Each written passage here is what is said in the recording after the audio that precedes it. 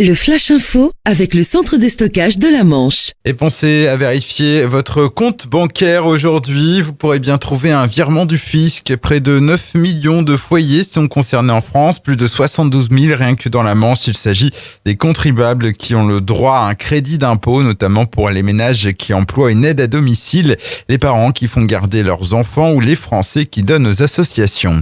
Au tribunal de Cherbourg, de lourdes peines prononcées à l'encontre de trafiquants de stupéfiants. Un trafic qui durait depuis 6 ans et portant principalement sur de l'héroïne pour un chiffre d'affaires estimé à près de 500 000 euros.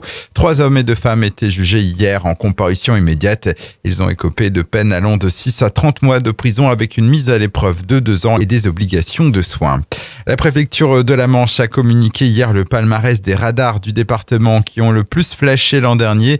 Des chiffres qui mettent en avant une hausse du nombre d'infractions, plus 58% en 2018.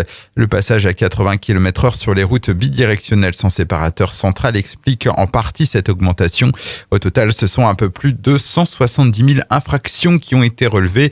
Dans la Manche, le radar ayant le plus flashé en 2018 est celui de la RN 175 à Avranches avec près de 14 400 infractions.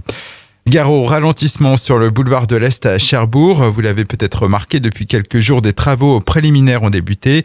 D'ici le 18 février, 30 mâts d'éclairage du boulevard de l'Est et de son prolongement, le boulevard Amiral Lemonnier, seront déposés et reposés. La circulation sera ralentie en raison d'une chaussée rétrécie.